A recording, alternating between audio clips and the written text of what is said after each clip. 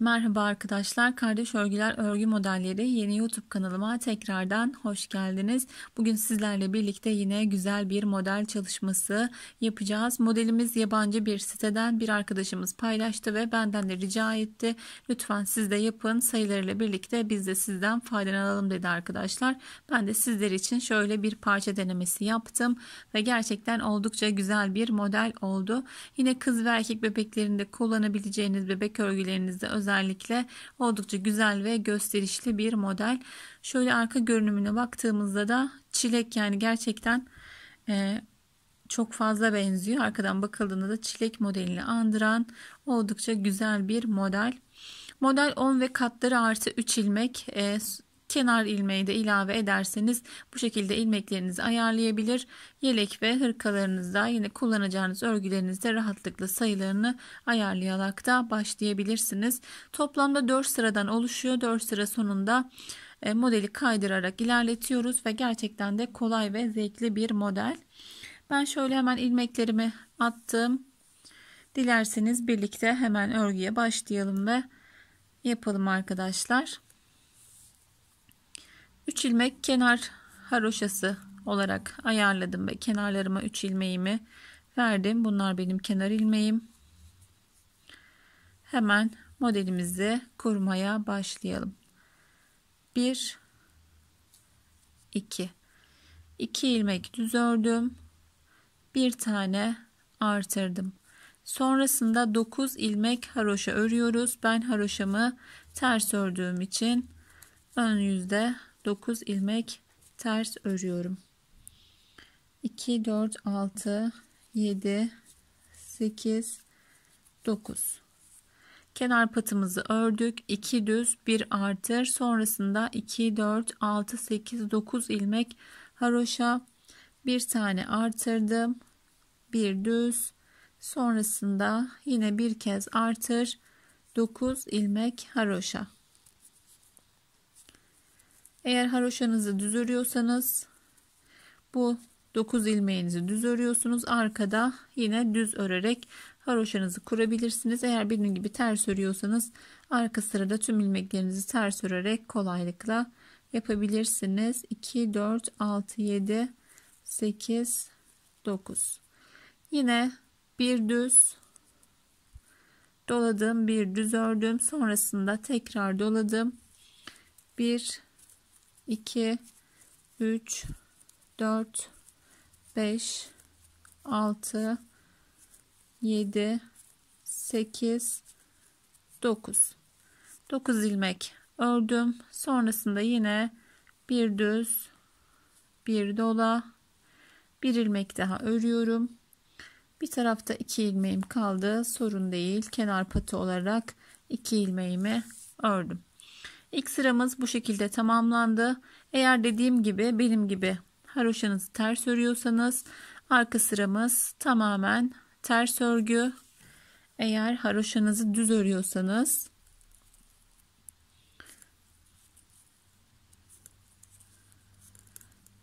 ön yüzde ördüğümüz bu 9 ilmeği de arkada düz örerek haroşanızı oluşturabilirsiniz. Ama benim gibi ters örüyorsanız birçok örgüde arka sıranız tamamen ters örgü oluyor ve bu da gerçekten büyük kolaylık sağlıyor bizlere.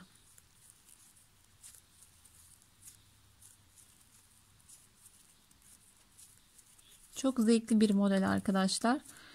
Buralar çok kolay, sadece artarak devam edecek. 4 sıra sonunda artırdığımız tüm ilmekleri keseceğiz.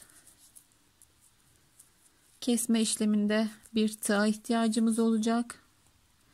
Çünkü toplamda 9 ilmeği birlikte örüyoruz. Bu da normal kesim için oldukça fazla ilmek.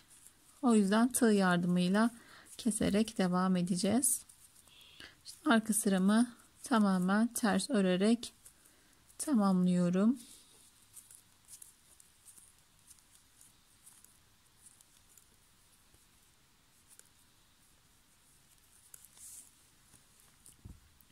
Evet, geldik ikinci sıramıza. Öncelikle bakın bir ilmeğin sağından ve solundan arttı. Buradaki 9 ilmeğimiz haroşa, şöyle görebilirsiniz. Zaten bakarak da çıkarılabilecek oldukça kolay bir model arkadaşlar. Şimdi ikinci sıramızla devam edelim.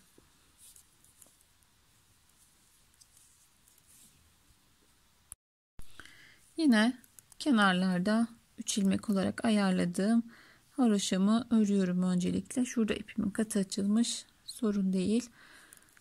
1 2 3 ilmek ördüm. Bu 9 haroşamın hemen öncesinde bir tane artırdım. 9 ilmeğim yine sabit haroşa örgü olarak örüyorum.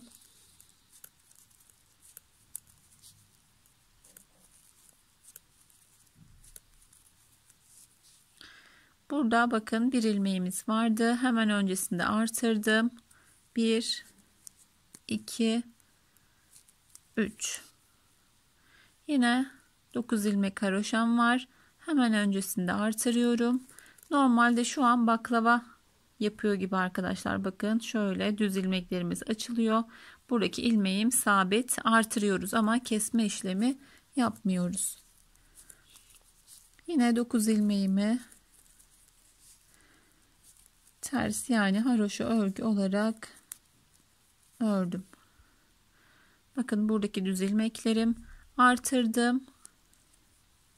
Bakın artırdığım ilmeğim 1 2 3 ilmek ördüm. Yine bir tane artırdım. 9 ilmeğimi haroşa olarak örüyorum.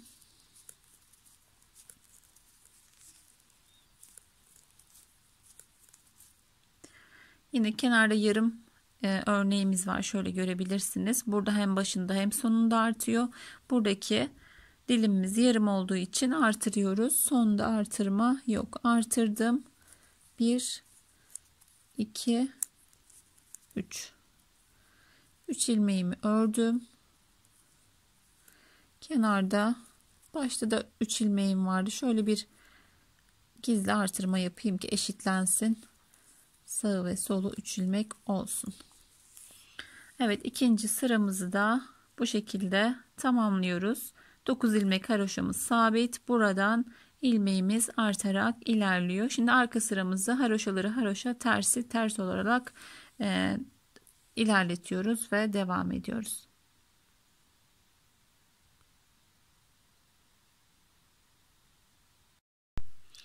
Evet, üçüncü sıramızla devam ediyoruz. Yine kenar patımı öncelikle haroşa örgü olarak ördüm. 1 2 3 4. Hemen bakın haroşamın başında bir tane artırıyorum. 9 ilmek haroşamı örüyorum.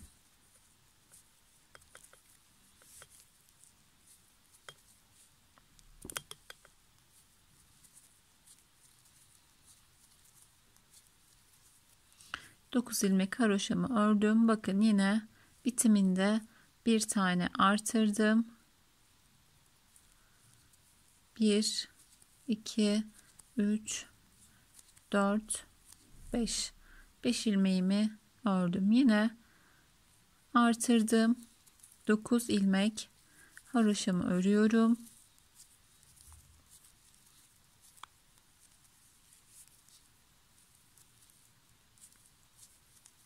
Buraya kadar, yani kesme işlemine kadar bu şekilde artarak ilerliyoruz. Kolay bir örgü oluyor. Şöyle bakıldığında bazı modeller çok zor gibi görünür. Aslında kolay görünen modellerden çok daha kolaydır. Ne kadar kolay görünen model varsa da yanlış yapmaya çok daha müsait, çok daha zor modellerdir. Bir fare dişi bile yani oldukça kolay bir model ama kaydırmaya, yanlış yapmaya o kadar müsait ki bu örgüler bana daha kolay geliyor. Çok zevkli geliyor açıkçası. Yine 9 ilmeğimi haroşa örgü olarak ördüm. Artırdım. 1 2 3 ilmek, 4 ilmek ördüm. Kalan ilmeklerimi kenar patı ya da haroşa olarak örüyorum. Yine arka sırada ben tamamen ters öreceğim. Haroşayı düz örenler arkada haroşa ilmeklerini haroşa, diğer ilmeklerini ters olarak örsünler. Dördüncü sıramızla devam ediyoruz. Arka sıramızı haroşaları haroşa, tersi ters örerek tamamladık. Yine artırarak devam edeceğiz. Düzlerimizi öreceğiz. Düz ilmeğimi ördüm. Bakın artırma yerine geldim. Bir tane doladım. 9 ilmek haroşamı örüyorum. 4 sıra bu şekilde ilerliyor.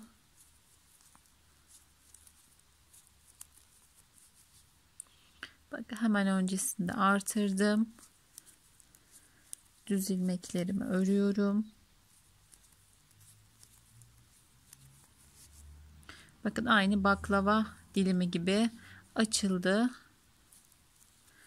9 ilmeğimiz sabit. Orada hiçbir değişiklik olmadı. Ters olarak örüyorum haroşalarımı. Yine haroşa sonrasında doladım. Düz ilmeklerim artırma yerine kadar. Yine haroşama geldim. Öncesinde bakın 2 kez artırıyormuşum gibi görünüyor bazen. Öncelikle ipimi ters örgü yönüne alıyorum. Bu bir dolama değil. Sonrasında doluyorum. Düzde de yine göstereyim. Herkesin artırma şekli farklı arkadaşlar.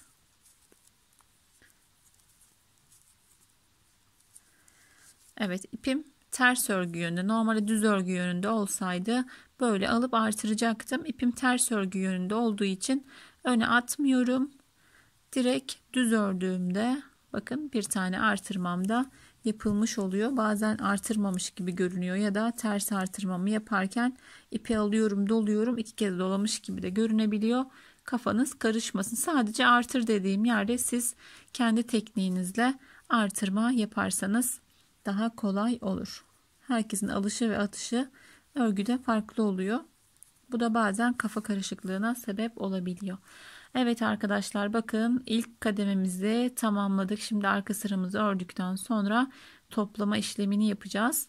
Bunu da yaptıktan sonra artık örgümüz şekillenmiş oluyor ve gerisi çok daha kolay. Evet, şimdi burayı kapatıyoruz. Yeni bir dilim açacağız. Uygulayarak hep birlikte görelim. 3 kenar patımı haroşa örgü olarak ördüm. Şimdi geçiş yapacağız arkadaşlar. Bir ilmeğimiz düz. Artık düz ilmeklerim haroşaya dönecek. Şöyle görebilirsiniz. Burada yeni yaptığım için bu şekilde yaptım. Şimdi haroşayla kenar patı karışmasın diye bir tane düz ilmek koydum arkadaşlar. O yüzden 10 ve katları artı 3 şeklinde ayarladığınızda bu şekilde denk gelecek. Yani kenarı da bakın bir değil 2 düz örerek başlamıştık. Biri bizim buradaki düz ilmeğimiz, diğerleri de modelde kullanacağımız ilmekler. 3 kenar patımı ördüm. Bir tane düz ördüm. 1 2 3 4 5. Buradaki örneğimiz yarım olduğu için 5 tane haroşaya ilmeklerimi çevirdim. Şimdi bir tane artırmamız gerekiyor burada. Tığ yardımıyla toplayacağım için artırmamı burada yapamıyorum. Şimdi göstereceğim size. Kestikten sonra artırma yapacağız. Tüm ilmeklerimi şöyle, ben lif kullandığım tığ tercih ettim. İpinizin kalınlığına uygun herhangi bir tığ kullanabilirsiniz. Haroşadaki 9 ilmeğimi tığıma geçirdim. Burada biraz zorlanabilirsiniz ama çok zorlanacak bir şey yok. Sadece bir sırada bu işlemi yapacağız. Şöyle tüm ilmeklerimi alıyorum ve geçirdim. Bu kadar kolay. Şöyle biraz daha yakınlaştıracağım. Zaten birkaç tane daha yapacağız. Rahatlıkla yapabilirsiniz siz de. Tüm ilmeklerimi topladım. Dediğim gibi burada artırmam gerekiyordu. Hani bu tığ yaparken şişimden çıkacağı için ilmek, bakın şöyle artırdım ve topladığım ilmekleri de şişime geçirdim ve Burayı biraz sıkıştırıyoruz arkadaşlar. Şuradaki görünümümüz oluşsun diye. Şimdi normal şişimle örmeye devam edeceğim. Kafanız karışmasın, zaten birkaç tane yapacağız. Yine bakın artırdım. Bir tane. Buradaki düz ilmeklerimiz artık haroşa olacak. 1, 2, 3, 4, 5, 6, 7, 8, 9. 9 ilmeğimiz burada haroşaydı. Bunları keseceğiz. Aynı buradaki bir ilmeğimize dönüşecek. Buradaki ilmeklerimiz de haroşa olacak. Şöyle bir başa gelelim. 3 ilmeğimi haroşa ördüm. 1 ilmek düz. Sonrasında 9 ilmeğe kadar 5 ilmeğimi haroşa örgü olarak ördüm. Burada bir tane artırıyoruz. Tığ yardımıyla 9 ilmeği topluyoruz. Sonrasında 1 artır 9 ilmek haroşa. Aynı başta yaptığımız gibi. Şimdi yine keseceğim ilmeğe geldim. Burada dolamam gerekiyor ama dediğim gibi tığla burayı yaparken buradaki doladığımız ilmek tettiği için öncelikle kesme işlemimi yapıyorum. Sonrasında bir kez dolama işlemini de yapıyorum. Yani dediğim gibi şöyle de yapabilirsiniz ama mutlaka burada uğraşırken buradaki artırdığımız ilmeğimiz çıkıyor. Sonrasında yapacağız. Bakın. Normal tığ örgüsü yapar gibi ipimi doladım. 9 ilmeğimi, haroşa olan ilmeklerim daha doğrusu, tığıma aldım. Buradaki ilmekleri de kaçırmamaya dikkat edersek bakın kolaylıkla 9 ilmeğimi aldım. Şöyle dediğim gibi öncesinde artırmamız gerekiyordu. Bakın artıracağım ipim burada. Şöyle bir artırdım. Topladığım ilmeğimi de şişime geçirdim ve şöyle biraz gerdiriyorum. Yani sıkıyorum ilmeklerimi. Sonrasında 9 ilmeğimi ters öreceğim. Artırdım. 9 ilmeğim ters. Buradaki işlem biraz oyalayabilir ama güzel bir örgü modeli oluyor arkadaşlar. Özellikle dediğim gibi kız bebek yeleklerine çok yakışacaktır. Gösterişli bir örgü olacaktır. Yapmaya da değer diye düşünüyorum. Yine geldik. Bakın düz ilmeklerimi 9 ilmek haroşa olarak ördüm. Şöyle ipimi doladım parmağıma. 9 ilmeğimi tığıma alıyorum.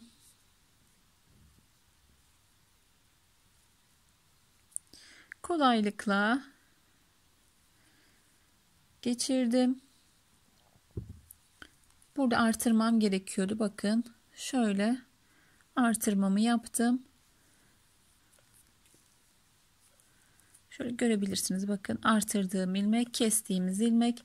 Şöyle sıkılaştırıyorum biraz. Sonrasında artırarak örmeye devam ediyorum. 1 2 3 4 5.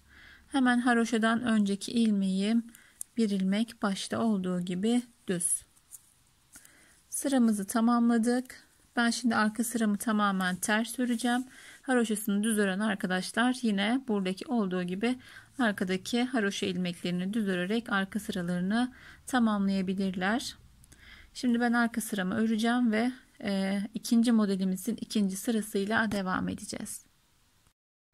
Arka sırada şunu da göstereyim arkadaşlar. Topladığımız ilk sırada bakın bu ilk artırdığım ilmek. Şu artırdığımız ilmek kestiğimiz ilmeğin bu şekilde önüne geçebilir. Şöyle yapıyoruz. Artırdığımız ilmek, kestiğimiz ilmek, sonrasında yine artırdığımız ilmek şeklinde örelim ki burada bir yanlışlık olmasın. Onu da göstermek istedim. Bu çok kestiğimiz modellerde olur. Hem artırdıysak artırdığımız ilmek dolanabilir kestiğimiz ilmeğin üzerine. Zaten biliyoruz hani bir artır bir düz bir artır şeklinde arkada da örüyoruz. Evet devam edelim. Bundan sonrası aslında ilk aşamalarda yaptığımız gibi devam edecek. Şöyle kenar patımı ördüm. Bir ilmeğim burada sabit. Yine 5 ilmek haroşam da sabit arkadaşlar. Haroşalarımız hep sabit devam edecek. 2 4 5 ilmek haroşamı ördüm. Buradaki bakın kestiğimiz ilmek aynı burada olan ilmek gibi şurada artarak devam edecek. 5 haroşamı ördüm, artırdım. 1 2 3. Sonrasında bir kez artırdım. 9 ilmek haroşam sabit. Aslında az çok örgü bilen için modelimiz kafalarda oluşmuştur arkadaşlar. Aynı işlem tamamen bakın yerleri değişerek devam edecek. Başladıktan buraya geldikten sonrası çok daha kolay. Ördüm, hemen artırdım. 1 2 3 ilmek düz. Yine artırıyorum. 9 ilmek haroşamı örüyorum.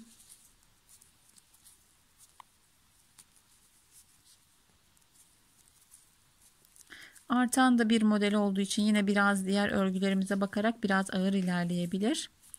Ama bazı modellerde sevdiysek eğer yapmaya değer modeller oluyor arkadaşlar. Yine 9 ilmeğimi ördüm, artırdım. 1 2 3 ilmek düz. Yine artırıyorum. Kenardaki modelim yarım olduğu için 5 ilmek haroşamı örüyorum. Sonrasında bir ilmek düz, diğer ilmeklerim haroşa örgü. Arka sırayı yine diğer sıralarda yaptığımız gibi ben ters olarak örüyorum. Bakın yavaş yavaş da şekillenmeye başladı örgümüz. Yine 3. sıramızla devam ediyoruz. 3 kenar patımı ördüm. Görüntüm çok yakın sanırım. Şöyle açımı ayarlayayım. Yine bir ilmek düz, 5 ilmeğim haroşa.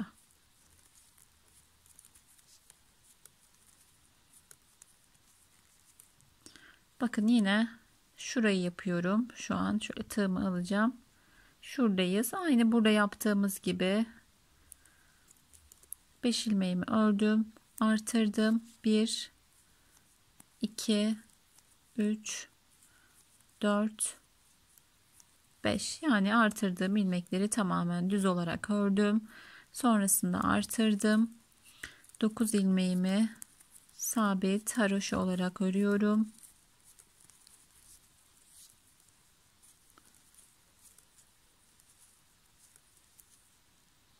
Yine artırdım. 1 2 3 4 5. Şöyle ara ara örgümü açıyorum ki arkadaşlar hem net görebilin, kafanız karışmasın. Yine haroşa ilmeklerimi örüyorum. 9 ilmek.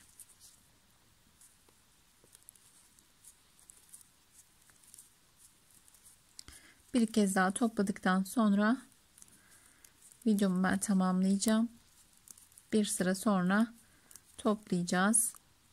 Yine aradaki ilmeklerimi düz ördüm, artırdım. 5 ilmek haroşa.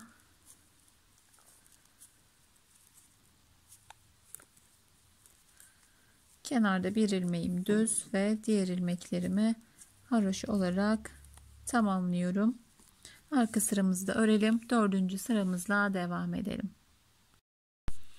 Evet, kesmeden önceki son sıramızla devam ediyoruz. 4 tane artırma olduktan sonra kesme işlemini yapıyoruz arkadaşlar. Bakın 1 2 3 4, 5. sırada kesiyoruz, hem de diğer sıramızın ilk sırası oluşmuş oluyor. 1 2 3, 4. sırayı da yaptıktan sonra bir düzümü ördüm. Yine 5 ilmeğim haroşa örgü. 4 sırada toplamda 8 ilmek artışımız oluyor arkadaşlar. 9 ilmeği birlikte aldığımızda 8 ilmek kesmiş oluyoruz ve normal sayımıza dönüyor örgümüz her kesme sonrasında.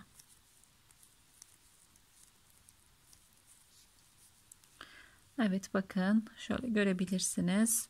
Yine haroşa ilmeğime geldim. bir kez artırdım. 9 ilmeğimi haroşa örgü olarak örüyorum.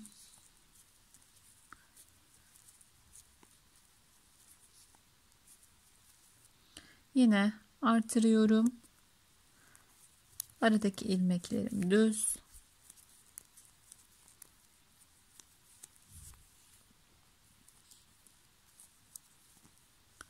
Yine artırdım. 9 ilmeğimi haroşa olarak örüyorum. Artık düz ilmek olduğu için arkadaşlar, anlatım olmadığı için hani hızlı geçiyorum ördüğüm düz ve ters ilmekleri. Yine artırdım. Düz olarak örüyorum.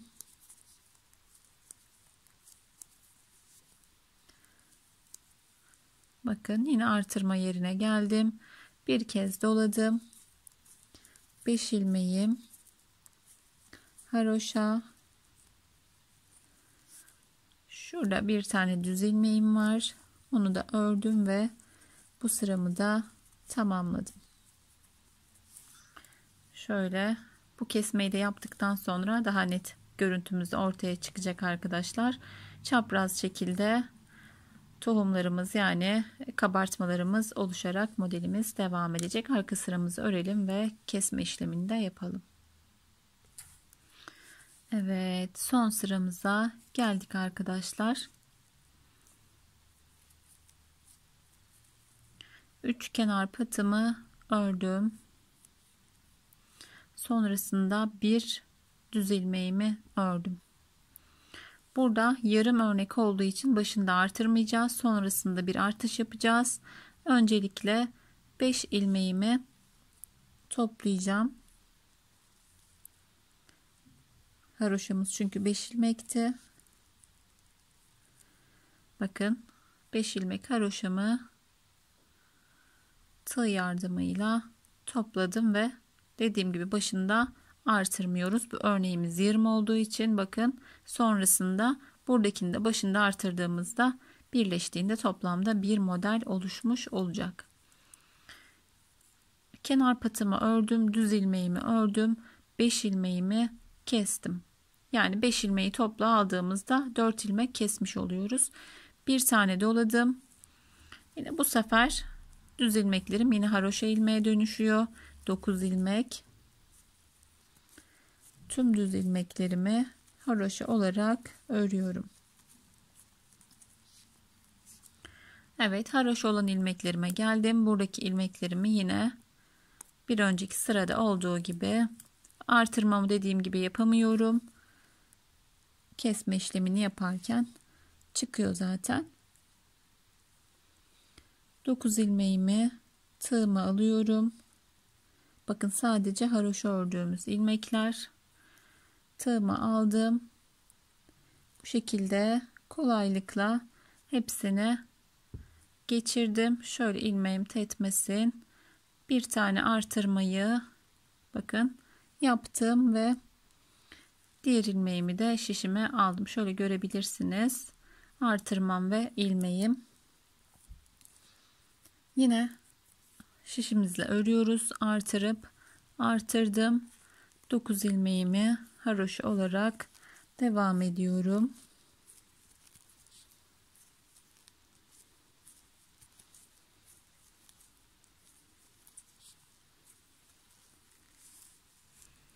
Evet, bakın gerçekten beyazdan da oldukça şirin, oldukça güzel bir model çıktı ortaya. Yine keseceğim ilmeğime geldim.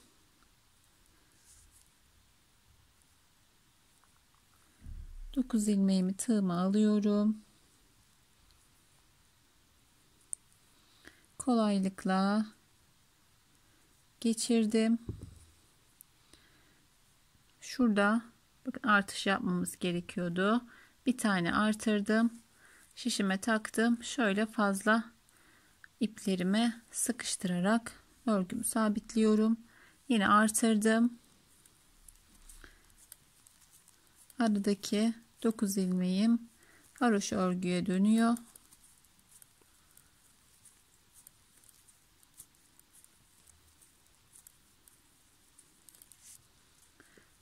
Yine haroşa örgüme geldim. 5 ilmek birlikte örerek kesme işlemi yapacağım.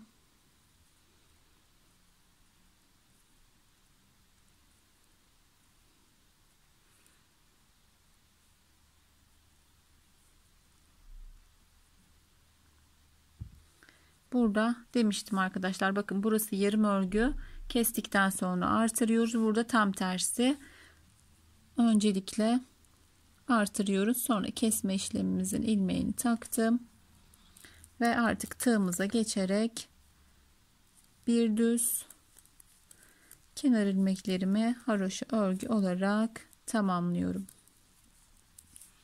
Şöyle arka sıramızda örelim, son kez bakalım modelimize. Bundan sonrasını hani çok daha fazla anlatmaya gerek yok. Başta yaptığımız gibi aynı anlatım olduğu için sizler rahatlıkla yapabilirsiniz. Bu modeli ben yelekte uygulayabilir miyim? Şu an için bilmiyorum arkadaşlar. Elimde birçok çekmem gereken video, yapmam gereken modeller var. Ben de yetişemiyorum bazen. O yüzden sizler yaparsanız, eğer yelekte uygularsanız, kardeş örgüler Instagram sayfama mesaj atarsanız hem biz de görmüş oluruz, hem de ben de görselini takipçilerle paylaşmış olurum. Onlara da fikir olsun diye.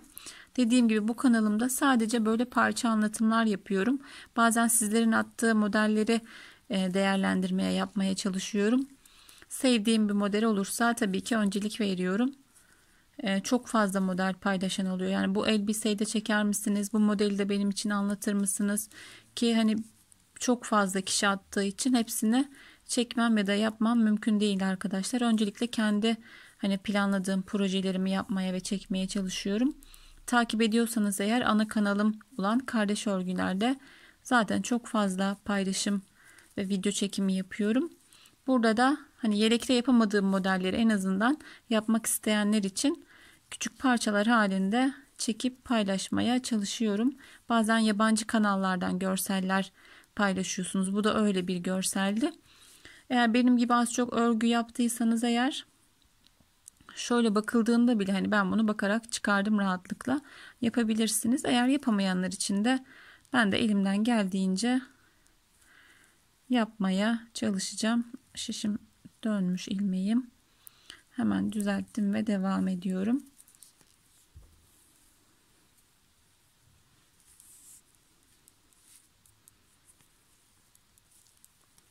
Şöyle son kez bakalım. Son bir detayı da söyleyeceğim arkadaşlar. Arka sıramı tamamlayalım.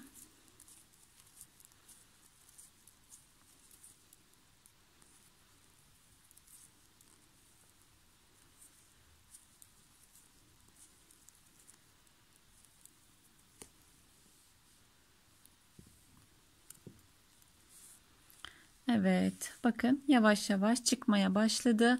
Bir sıra daha yaptığımızda aslında çok daha güzel görüntüler ortaya çıkar, ama çok fazla anlatmaya, çok fazla uzatmaya gerek yok arkadaşlar. Yine bir sonraki modelimizi zaten başladık. Aynı başta yaptığımız gibi burada bakın düzlerimiz düz olacak. Buradan artışlar olacak. Yine buradaki ilmeklerimiz sabit olarak ilerleyecek. Dediğim gibi aynı başa dönmüş olduk. Modelimiz bitiminde, yani artık modelimizi hırka, yelek, battaniye ne yaptıysak bitirdiğimizde şurada görebilirsiniz. Kesmeleri yapıyoruz ama şuradaki artırmaları yapmadan bu şekilde modelimizi bitiriyoruz ki başladığımız ilmek sayısına dönelim arkadaşlar. Bakın burada kestiğimizde başında ve sonunda artırma yaptık. Şöyle görebilirsiniz. Son bitişte sadece kesmeleri yapıyoruz ama artırma yapmadan, dediğim gibi ilmek sayımızı, yoksa bitirdiğimizde yine fazla, yani ikişer ilmek artmış olacağı için 2, 4, 6, 8 mesela böyle bir örnekte 8 ilmek fazlamız olacak. Haroşaya geçtiğimizde haroşamız pot duracaktır. O yüzden mutlaka tekrar ediyorum, son kesme işleminde, yani modelimiz bittiğinde kesmeleri yapıyoruz. Aradaki ilmeklerimizi haroşaya çeviriyoruz. Fakat artırma yapmıyoruz. Bu şekilde bitirdiğinizde rahatlıkla da örgünüzü bitirebilirsiniz. Elimizdeki modelin de görüntüsü bu şekilde arkadaşlar. Dediğim gibi zaten kurulumu yaptık. Aynı şekilde ilerleyerek güzel örgüler sizler de yapabilirsiniz. Evet, elimin erdiğince, dilimin döndüğünce yine güzel bir model paylaşımı, anlatımı yapmaya çalıştım sizlere. Umarım sizler de yapar ve güzel modeller elde edersiniz. Yeni bir model, yeni bir videoda görüşmek üzere. Allah'a emanet olun. Hoşça kalın.